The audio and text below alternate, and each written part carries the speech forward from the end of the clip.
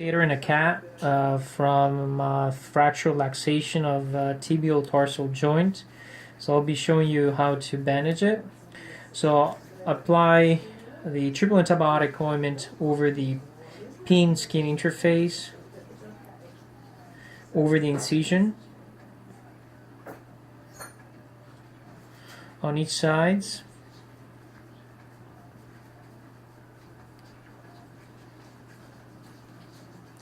And in the back as well, we have an additional pin. After that, always wearing gloves.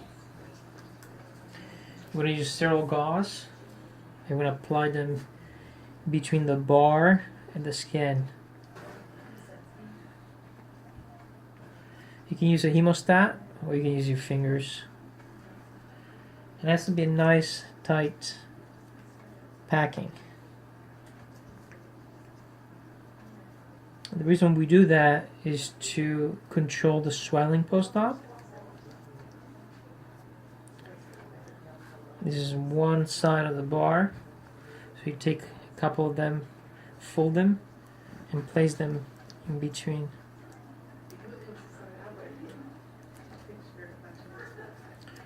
Go all the way up. And if you have a hard time, you can use one of the Q-tips to bring it down. You can use the Q-tips as well to spread the antibiotic cream. Q-tip.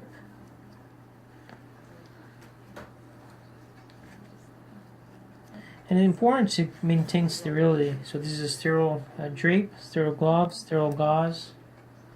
It's easy because the patient is anesthetized. It would be a little harder if it were not. But during the additional bandages or future bandages, you should be able to do that without any support or extra effort. So once everything is packed very nicely, as you can see, I use the cast padding. Okay, and this is the most important part, starting from the toes. You make sure that you cover that. Otherwise, if you just wrap the external fixator, you'll be developing a tourniquet effect, and the distal aspect of the limb will die off because you're compromising the venous return as well as the blood supply to the paw. So once you cover the toe, the bar, I usually do a figure 8. So I go from the bottom to the top, go on the other side, bring it back down. So that allows you to make this bandage pretty tight. And then you go down to the lower paw and really try to feel and match it with the width of the external fixator. And then you can go back up.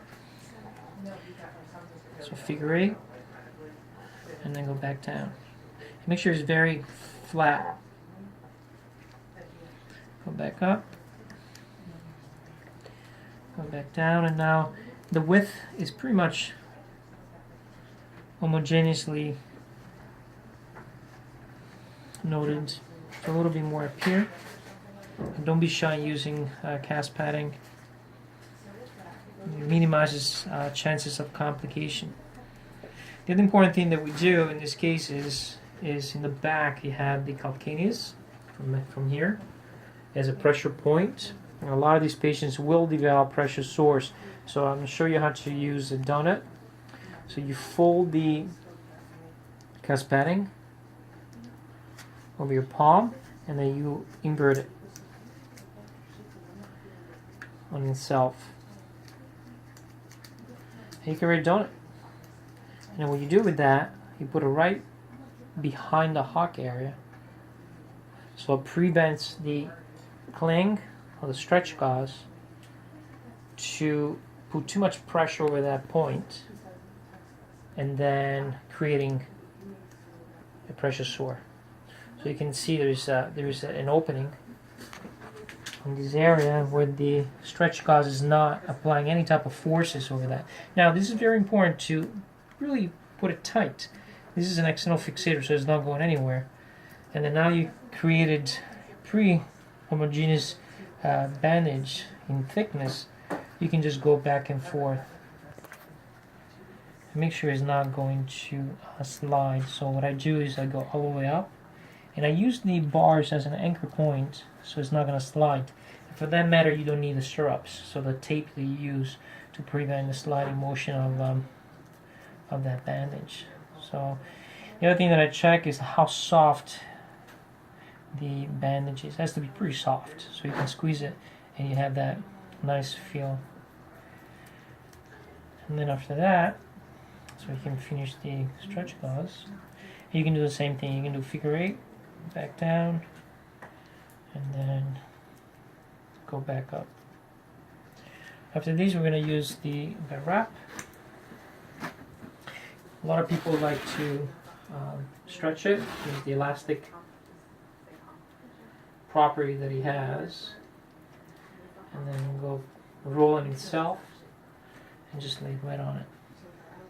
Start from the bottom and then go to the top. And the trick is always the rule is the 50% rule. So always cover the half of the width of the wrap. So here is 50%, 50%, 50%. And the other thing that is important is make sure that it does not contact with the skin, otherwise you're going to cut it. So the skin is going to have wounds secondary to the improper placement of the wrap.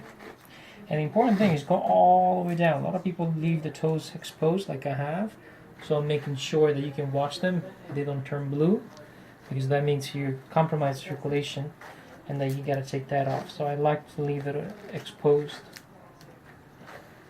And then you cut that.